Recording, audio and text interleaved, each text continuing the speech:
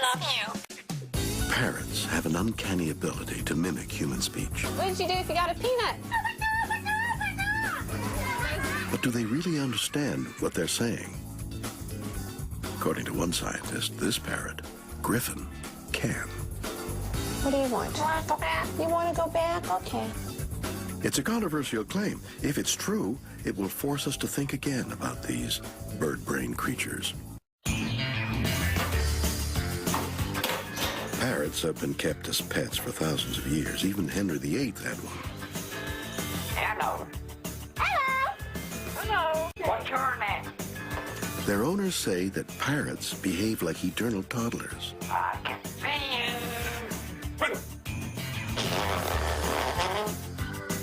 But they can live to the ripe old age of 60, and many wise old birds are full of useful advice. A bird in the hand is worth two in the bush. Many parrots have been forced to swap their natural habitat for the concrete jungle. Here, we can see their extraordinary talent for mimicry, copying the calls of local birds.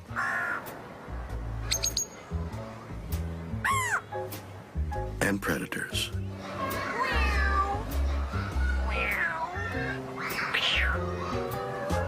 This parrot has even mastered the calls of the greater spotted London builder.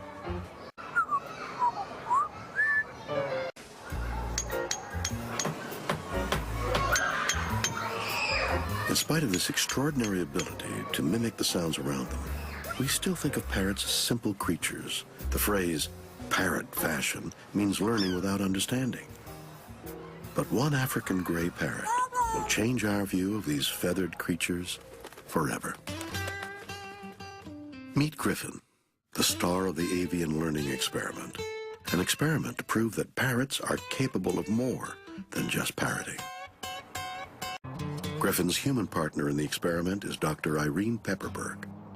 We started to establish a two-way communication system with a bird that would allow us then to use that system to examine his intelligence. Through this two-way communication with Griffin, Dr. Pepperberg is unlocking the secrets of the bird brain and showing just how much a parrot can understand. Hi, sweetie. Hi. For the past 12 years, Griffin and Dr. Pepperberg have worked together. Let's go check email first, okay? Can we go check email first? Yeah? Griffin is a little bit cautious, a little bit watchful. Griffin is an academic bird who doesn't mince his words. What do you want? You want to go back? Okay. He means what he says, and he says what he means. We're going to do some matter, okay? Tell me what matter? Paper. Paper, that's right. Good birdie. There you go. Dr. Pepperberg's simplified language uses the minimum number of words possible. So instead of asking, what is this made of, she asks, what matter? Woo! Good boy. Griffin can also understand abstract concepts and even has the ability to use numbers. Now listen. How many? 4 is right. Good boy. But Griffin has plenty of competition for the title of Genius Parrot.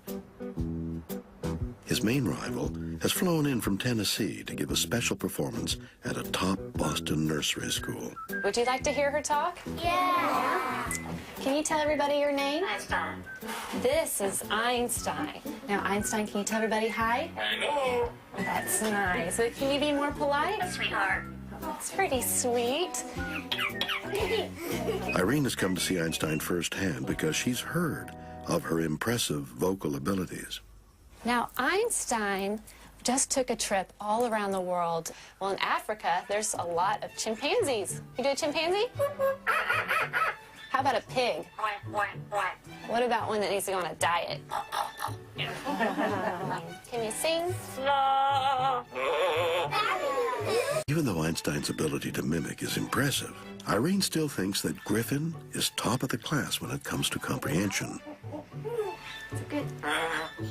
The amazing ability of these birds to talk has led to a flurry of research activity, with one scientist suggesting it's all about sex appeal.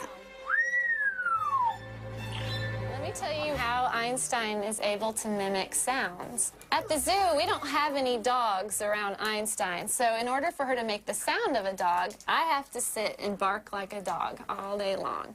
So I'll go ruff, ruff, ruff, like a dog, and if she likes that sound, she'll start to bark like a dog too. And that's when I give her some seeds and then put it on the word dog. So when I say the word dog and bark, she'll bark. Can you bark? Can you bark? Ruff, ruff, ruff, ruff, ruff. Yeah. Through her work with Griffin, Irene believes that parrots do have the capability to understand. What matter? Paper, good parrot. Recent studies have revealed that this language ability is because both parrots and human brains have similar connections. But one question remains. Do parrots understand the words they've learned to repeat? For the last 30 years, Dr. Irene Pepperberg has been trying to find a definitive answer. She has developed a special way of training the parrots so they don't simply learn to repeat a word, but hopefully learn its meaning too. What color? Good boy. But for any student, there's always plenty to learn. Tell me what number? No, what number? No. What number? Corner. No. Okay, maybe we'll bring a student in and we'll show some modeling of how we teach you your numbers. How would that be? Okay? Irene uses what's called the model rival technique. Parrots get very attached to their owners and very jealous when they're ignored. The model shows Griffin what the right answer is, but they are also the rival for Irene's attention. What number? 8. 8, you're right. You get the 8. 8. Birds are watching this. Weird noise has mediated transfer of object. This is something they pay attention to. What number? No. So we show the bird that not any weird noise means transfer the object. And then I get another chance and I get it correct. What number? 8. 8. Oh, Good. 8. Oh, it's fun. It's an 8. Do you remember 8? To win Irene's attention back, Griffin must answer the question correctly. Dr. Pepperberg's research began 30 years ago with a parrot called Alex.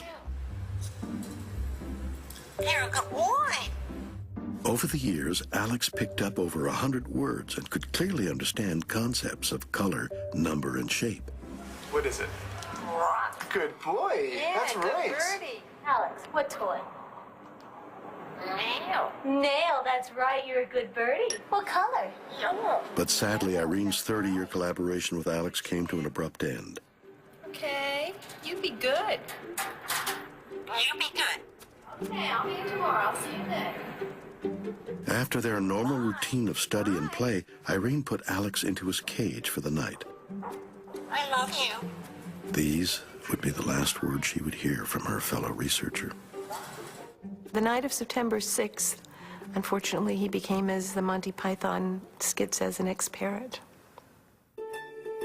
Stories about Alex's sad demise appeared on national television and in papers across the globe. He had his obituary in The Economist, which is, unheard of for an animal. With Alex, Irene had clearly demonstrated that a parrot could not just repeat, but also understand abstract concepts. We don't know if Alex is unique or not. We doubt it. He really was an off-the-shelf parrot. But for 15 years, he was an only parrot. And people were with him, 8 to 12 hours a day, treating him as you would a toddler, but talking to him, describing what they were doing, labeling everything they handed him. Well, the work with Alex really made us redefine the way we think of the term bird brain. Irene's critics have suggested that perhaps Alex was a freak of nature, and to really prove her research, she will have to repeat her findings with another bird. Birdie, yeah. So now Griffin has a chance to prove not just his own intelligence, but to stand up for the intelligence of all African gray parrots. And already, at the tender age of 12, he has mastered many of the key concepts in Irene's training program. Griffin has proved he has the capability of a 3-year-old child. Impressive for an animal with a brain the size of a walnut. Griffin has held his own against the nursery school children, and by proving his intelligence, made a stand for his whole species.